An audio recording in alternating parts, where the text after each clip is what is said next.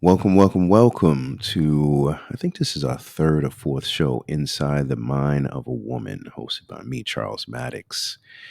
And I'm excited about this one. This is, I think, going to be probably my most powerful show, and the one the most excited about because it's really a personal one for me. And we created this series just to really just give it up for some amazing women out here who are, whether they're business women, whether they're celebrities, whether they're sports figures, whether they're just the simple, loving moms taking care of the family, or the wives and the aunties, just those who have made a trail in some sort of fashion, who are going through some things or went through some things, but have a great story of overcoming, or a story of success. And that's, pretty much in itself the same. And and really a look into, at times, what people have gone through. I think a lot of times, we have, I look at my mother, and she sacrificed a whole lot for me. She left Jamaica and really worked herself almost to death. I mean, I remember a time where my mother actually had a nervous breakdown because she would have to literally probably take about we lived in Long Island, and she would go from Long Island to Manhattan, which was probably I'd say about a 3.5 hour trip every day. The first step was walking from my house to the bus, which probably was a 30-minute walk. Then from the bus to the train, and then from the train all the way to the last stop. And I remember her literally having a nervous breakdown in the train, and ambulance had to come and things like that. And so when I look at that, I say, man, no one knows what this woman had gone through, and it's so important that we do know what, not only the amazing women in our life, but just in general what people go through. So this one is personal for me, and I'm gonna build it up because, man, I don't even remember the year. I'm sure she does, but I remember we were working on a movie set, and it was in Palm Desert, Palm Springs area, and it was an interesting series, so to speak, with a lot of ladies on there. And I saw this girl that just blew me away. I was like, oh my God, what is this? And I remember I had a whole lot of confidence back then, right? I was a young brother who wasn't bad looking, and I approached her, and we became amazing friends, and I literally fell in love. And I think about it literally all the time to this day. I remember she had gone back to maybe L.A. for a day or two, and came back, and I think I asked her to bring me something back, and she brought me some, I think it was some cologne and some other stuff. I was like, man, this girl is not only beautiful but generous and sweet, and just something else. And it started something that I think was just beautiful. I literally say, when I say I had the biggest crush on this lady, it was not even funny. And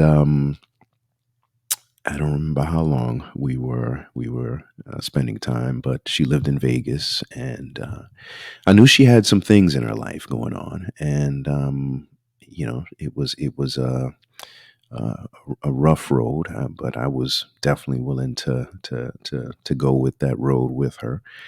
And then she told me she was going to New York, and for some business or whatever like that, and that's pretty much when my heart was broken, because I didn't hear from her anymore, and we lost contact. But then several years later, I mean, several years later, and I'm sure a few kids on both of our sides later, we ended up at least connecting as mutual friends again on social media, and talking on the phone here and there. But she's got a story, and it's a very powerful one, and I didn't want to get deep into it. I'd like her to get more into it. But Sandra, welcome.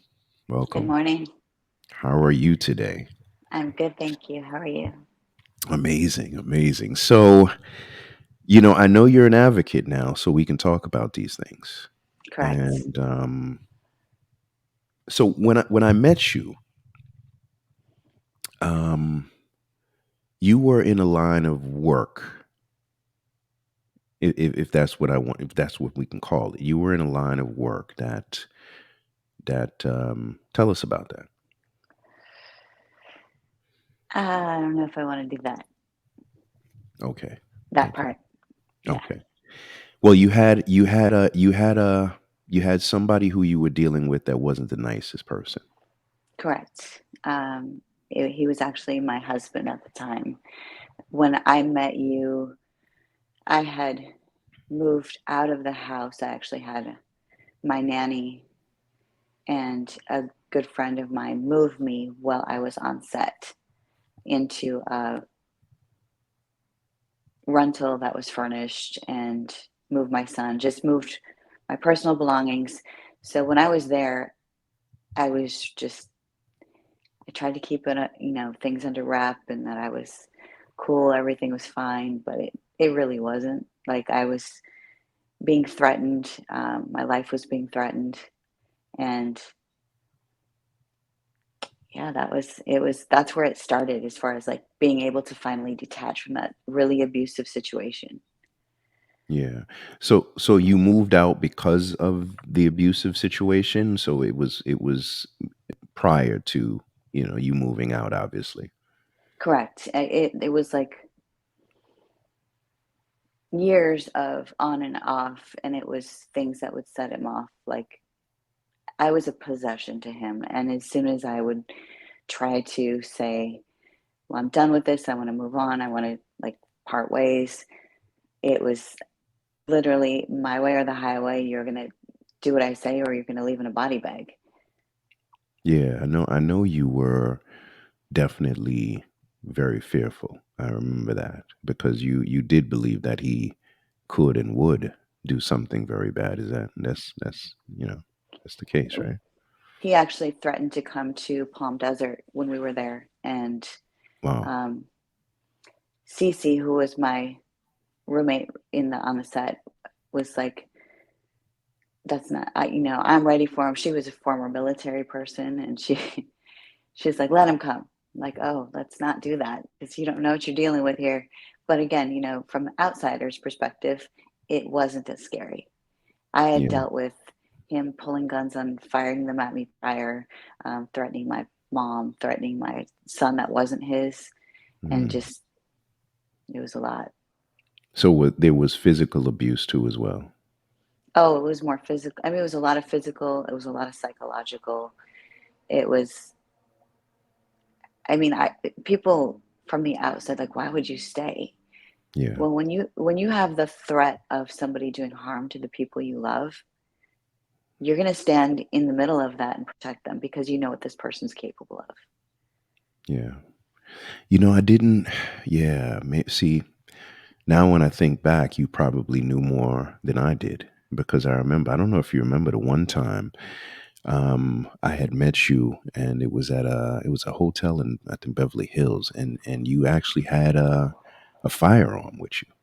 Hmm. You remember that was the first. I was like, I thought it was cool for a second. It was like a silver revolver, and I thought, whoa, I had a conceal and carry at that time, and I got it specifically because of the situation. And I wasn't with him. I did have a manager at the time that sent me out. I was actually there for auditions, yeah, um, but I wouldn't leave the house without it because he had threatened my manager. He threatened anyone who would get me work, would allow me to survive. And when you and I were talking, I had moved into a different place from the furnished one, hmm, was able to start over. We had come to an agreement where he was keeping our son for a hmm, duration, and then he was supposed to bring him back, and he showed up at my door in his pajamas without our son. hmm. So the gun that you saw is one of the ones that he had pulled on me that particular night. I Mm, was there for like 6 hours, mm. but I didn't like tell him I had a gun. He started like ransacking my place, found receipts, found the conceal and carry permit, where are the guns. Um, of course, I'm like, I don't know what you're talking about. He actually found your picture. Wow, did he? Yeah, and then he was going through my cell phone bills and calling all the numbers on there. But I just, at that point, distanced myself from everyone because I felt like it was the only way I could protect anyone that was involved with me. Do you think he was actually ready to risk it all? I mean, and go to jail, or I mean, do you really think he was? Hmm. Well, he ended up finding my 12 gauge shotgun that was in the closet by the front door, and he put me on my knees and I loaded the gun, so I knew it was loaded. And I'm like, please don't do this, pleading. What are you Wow. going to tell our son? You're going to be in jail. I'm going to be dead. He pulled the trigger and it jammed. Mm, mm. When was your well, let's go to because I remember, like I said, you were headed to New York to do some work and stuff like that, and I remember I had some shoes, and I was like, man, there's a shoe store if you can grab me these boots or something like that, and I was all excited about you going to get them for me, man, because I couldn't make it to New York, and I just didn't hear from you again. What happened? I ended up not going to New York at that point. I ended up Wow. leaving and I went to Texas instead. I stayed with a friend of my mom's with my son. Um, Literally packed up a bag and left because he was arrested after that incident. But I knew he wasn't going to stay there. Like he was going to bail out. It was not going to be a long hold. He had money. So attorneys, whatever, I just really had to lay low. But why didn't you? Why didn't you let me know? I didn't talk to anyone. The only people I really kept in communication with was my mother, who had my son, and people that were really, really close in the situation that knew what was going on that would help me move my stuff out of my apartment at the time into a storage facility. I just really kept it just low key. Well, I think you said too that you were worried about me and my safety too as well. That's Yeah, but he found, so I had one of your headshots that you had given me. It had your yeah, name on it. And yeah, then he took my cell phone bill. So he had all the numbers. So at some point, I'm like, he's going to call everybody on there. We yeah, had been in contact. So of course, I thought he was going to call you. Maybe I didn't know what he was going to do, but I was just distancing myself from everyone so nobody was in the line of fire. yeah. When so after that, so obviously you went to Texas, and did that kind of slow things down with him? Did he finally realize, you know what, that this is over, let me leave her alone? What was the story? No, I ended up going up to my mom's from Texas. It was Thanksgiving. And I was there, decided to stay. I drove up with my son. He ended up breaking into my mom's house. This was in Wow. February. Uh, our son, his son, was sick. I had wrapped him in my robe. I was sleeping on the couch. My friend's brother was there sleeping in a chair. I was actually supposed to attend my uncle's funeral and couldn't go because my son was sick. He had come in the second story window after before he came in the house, slashed my tires, put sugar in my gas tank so I wouldn't be able to follow him. He ended up stabbing my friend's brother, What? and I mean, he didn't kill him, but he did Yeah. assault him, and he did have a wound. And then he took our son after he was there for a couple hours, going through the discovery of what I had pressed charges on, calling me a snitch, saying, I turned on him, I betrayed him, Wow. even though he's the one that tried to kill me. Wow. And did he go to jail or behind They this? finally he was on the run with our son, so this was probably 10 days he had our son, who was sick. Wow. Um, he was calling me from the same payphone every day, and at this point, I'm like, I'm not helping the police because basically you told them everything, and now I don't trust you. Um, I ended up meeting him at a psychologist's office to pick up our son, and he wanted us to work on our marriage, which seemed very really delusional. And he had been on the news for the break-in for taking our son. There was no custody arrangement at this point, um, so he was within rights as a father to have his child. But the way in the manner he took him, he was wanted for assault and breaking and entering, and he was also out on bail. He ended up He had the case in Las Vegas with the attempted murder and the possession of firearms and other multiple charges, uh, as well as the case in Minnesota that they combined. And he ended up getting 5 years and 5 months. And he was a three. This would have been his third time as a felon. Mm, And if he had been in Las Vegas, it would have been third time, three strike law. He would have got life. mm. Wow. And how how did this all end? When did you finally break free and know that um, I could look back and not have to worry about him anymore or that anymore? It took years. Like it Yeah. took years. And I got into from that relationship after he was arrested. It was probably a couple months. I met someone else Hmm. who seemed like he was going to be protective and Mm, caring. And I say seemed, hmm. but I was vulnerable and I was drawn to the same type of energy. Like that was what was familiar to me. Mm, And I do believe a lot of this stems from trauma from when I was a kid. You know what I mean? hmm. It's a perpetual cycle that this is what you think you deserve. Hmm. And this other person was just as bad, if not worse. Where, No. I mean, he never pulled a gun on me, but he would try Yeah. to crush my trachea with nunchucks and broke bones and hit me in front of my kids, What? broke my ribs. Yeah, it was, I mean, it was pretty volatile. Wow. Because I would see, and I think I know who it is, but I would see, pictures of you guys and It's not my daughter's father. Let me just okay, preface that. okay, all No, right, no, all no. right, all right, all No, no, right, all no. right, all right, all right, all right, This was years before that. This was like okay, literally right after. So I met my daughter's father in 2013. okay, okay, okay. So wow. Um, have you addressed? I'm sure you have addressed that trauma as a child too, as well, right? Oh, years of therapy now. I Yeah, started therapy right after the right after the whole sentencing hearing and everything. And then of course I get into this other relationship. So I kind of step back from therapy because I'm like, I want to work on the relationship, even though I wasn't healed. I should not yeah, have been in. Um, but now it's 20 plus years of therapy and dealing yeah, with those things, working through the root cause of why I was yeah, drawn to these situations and why I stayed in them and why I believed that I deserved it. yeah, yeah. Wow.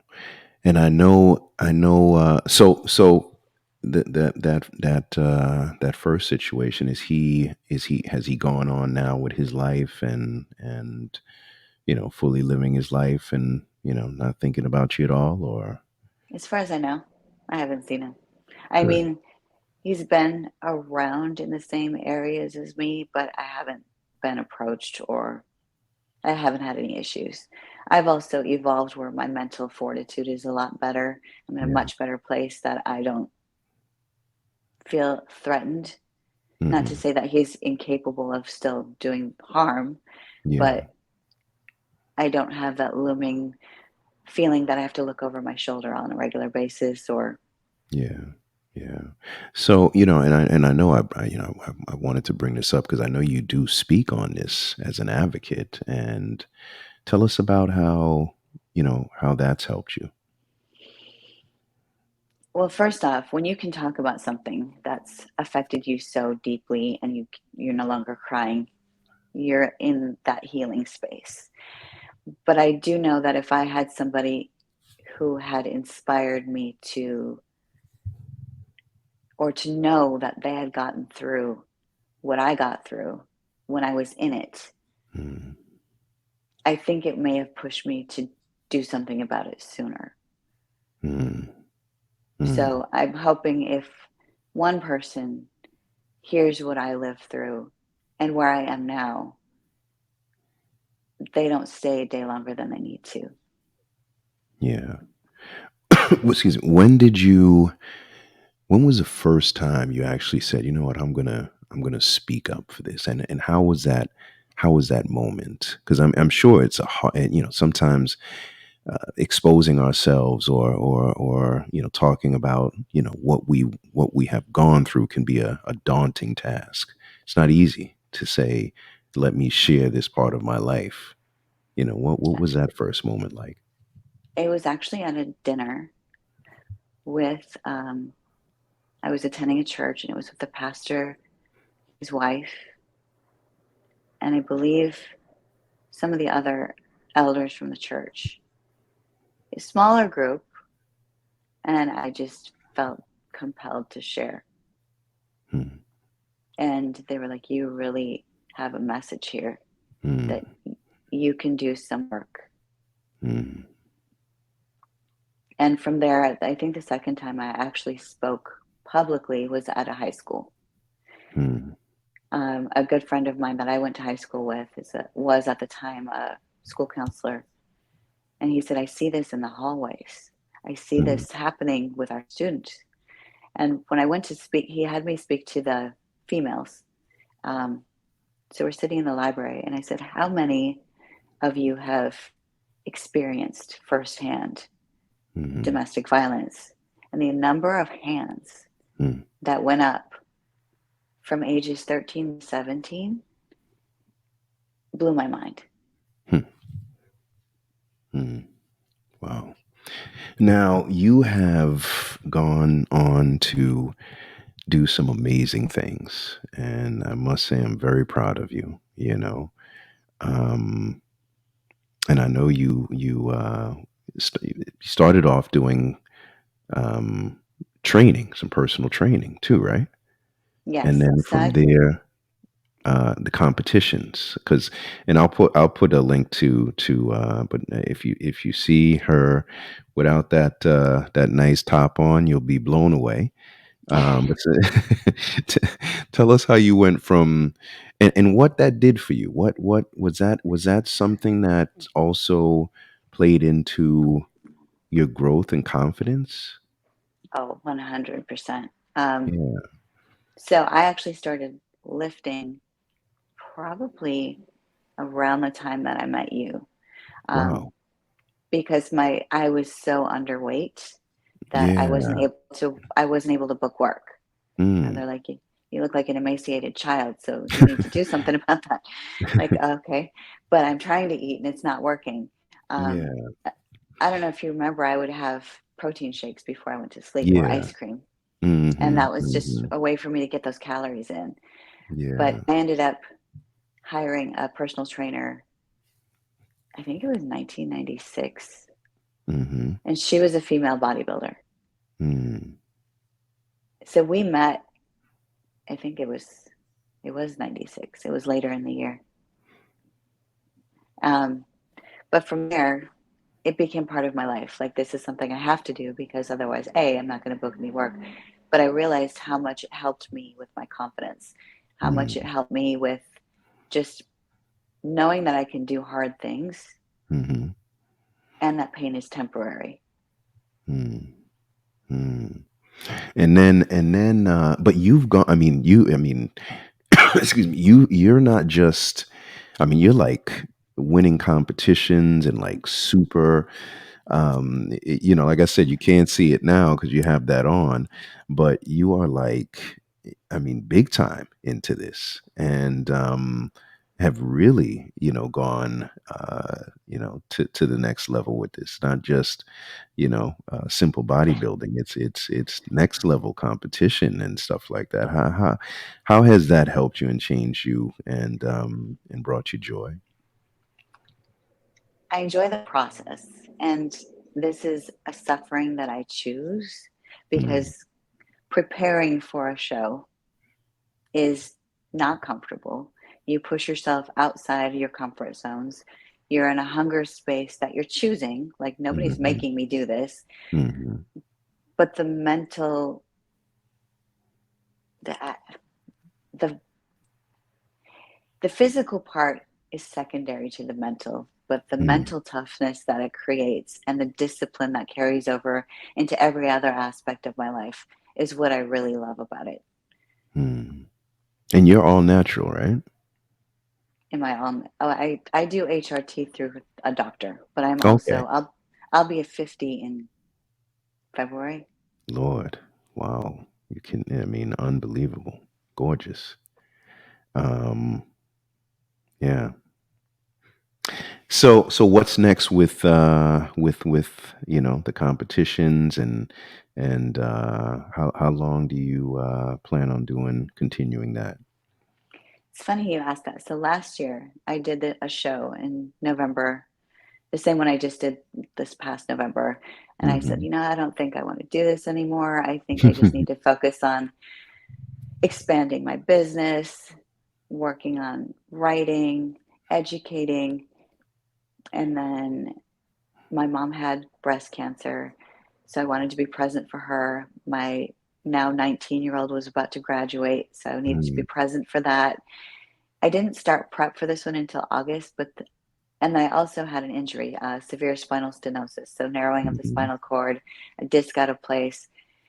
Like maybe this is just time for me to stop. mhm, But then I'm like, why? Something's missing. Like mm, I don't want to stop. mhm, As long as everything else is out under control. Obviously, I'm not going to do anything that's going to be a distraction from my people in my lives. There's no need to stop as long as I'm not harming myself. And actually, it made my stenosis, yes, I'm getting cortisone injections for it, but also training around it, strengthening those muscles that help to support the spine. mhm, mhm. So how are you've done a lot, you've had a lot of growth and even obviously looked into yourself in many ways. And how are relationships now? I'm very cautious. It's funny, I have this conversation on a regular basis because a lot of my clients are dating and they'll bounce Mhm, things off me. What do you think about this? And like me, I'm a skeptic because I've mm, had my own traumas, my own experiences. I don't trust myself to make full, like, not emotional, but relationship decisions. So mhm, I'm not dating. Um,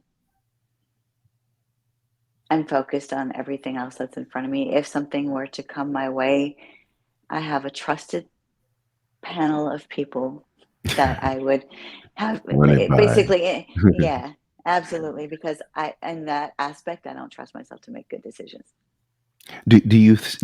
Because you do seem a little bit different. Do you think you're a little bit more guarded now? I protect my peace. Yeah. I don't know that I'm guarded.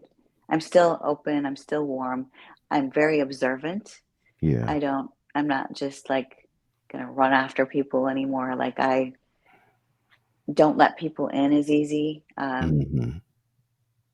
But that's just some I think I learned with time and I should have been Yeah. like that before, but I was naive and really just wanted that fairy tale ending and it didn't exist.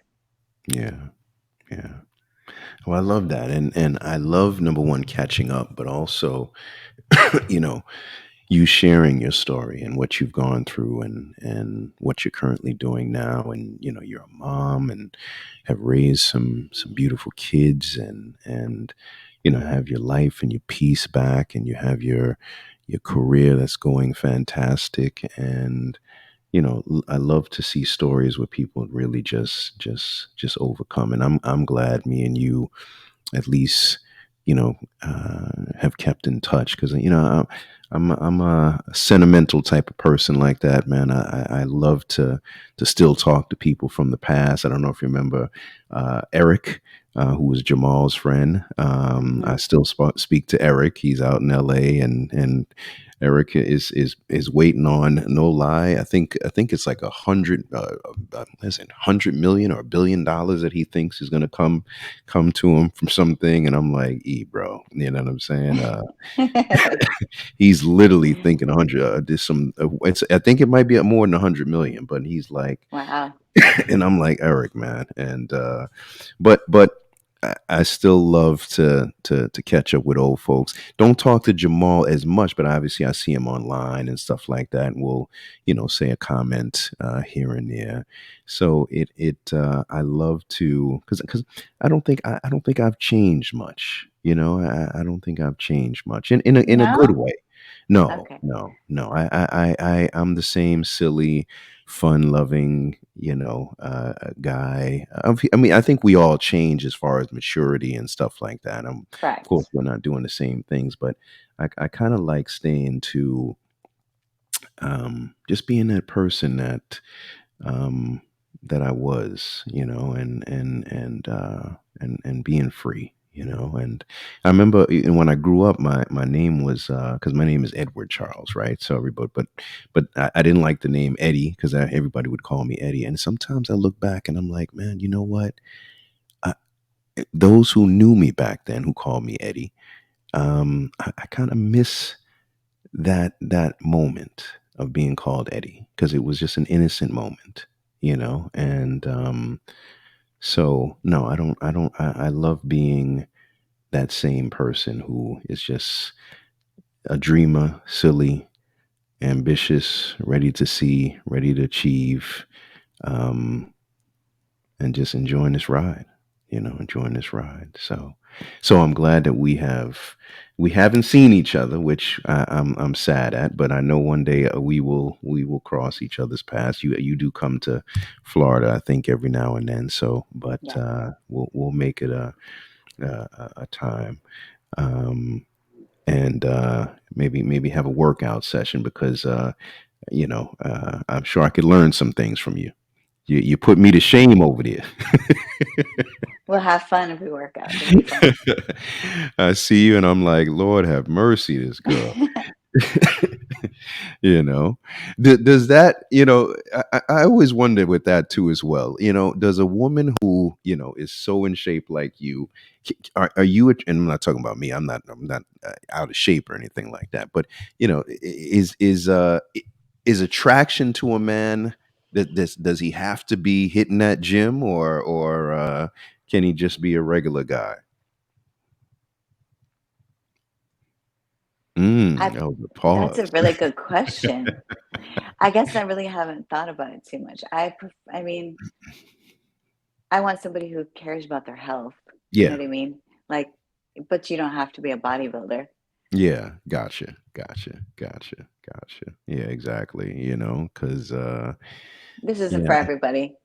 yeah. I used to work out so much, and I do more cardio now. I do a lot more cardio because I wanted to. I remember I used to be kind of bulky. Those guys, Sandra, who go to the gym. They don't do any cardio, but they're Mhm. lifting and don't do legs and all that kind of stuff like that. Like And I Johnny remember. Bravo. Yeah, exactly. And I remember saying to myself, and that's when I was diagnosed with type 2 diabetes. And this is when I was lifting. I said, you know what? I'm going to the gym 4 times a week, doing only arms and chest, and a little bit of back, and never thought about really doing much. Did maybe a little bit of legs, you know what I'm saying? And but didn't do cardio. And I said, you know what? I want a more slim, and I think I compare it to more like a Brad Pitt type of body style than anything else. And that's when I actually said, you know what, I'm gonna pause on the gym for a while. I'm just gonna do a lot of cardio. And I literally probably lost, I want to say, 20 pounds in like a month and a half just from Mhm. cardio and eating right and things like that. Um, and so it was for me, it was more of a an awakening that I wasn't, doing what I need to do right in the gym. To be honest with you, because nobody taught me how to do anything. I just was in there doing what everybody what everybody else does. So I got to get back in there now. I mean, I have one here at my place, and I was hitting it hard again, but then again, once again, and working legs, cardio, arms and chest, and all of that good stuff. But I kind of felt like I didn't want to stay that big. I kind of wanted to slim up a little bit more. But we can go into that another whole time. We do have to have one on nutrition and all that kind of stuff. Talk about some health tips, because obviously we have a healthy background over here. um Yes. so we have to talk about that. But any parting thoughts of if someone's watching this right now and a young lady is watching this, what would you share with Trust your instincts, her? first off, because you're going to feel if it's not right. Like if somebody's hurting you, Mm, um, they're not going to change. mm, Not to say that they can't change, but they're not going to change for you. mm, They have to change because they want to. And if you're in the midst of it and taking it, nothing's going to change until you leave. mm, But you have to change for you. mm. Powerful. Well, I'm going to, and I'd love to post any links that you have to someone that can see some of your work and what you're doing now. So I'll grab that from you too as well. And I thank you for taking some time. I know you're busy and stuff like that, and it's an honor to, number one, just be here with you, and to still be in touch with you, and to see you grow into this unbelievable woman that I can call a friend, and still have a crush on you, but I won't say anything. Uh-huh. All right, young lady. Thank Well, you thank so much. And another amazing episode of Inside the Mind of a Woman. And I definitely think that this one could help a lot of people, because, like Sandra said, there are people who are going through things who have no idea, and they could listen to this and get a good background on how to make those changes and thrive. All right. Thank you so much, young lady. thank you, Charles. All right. Bye bye.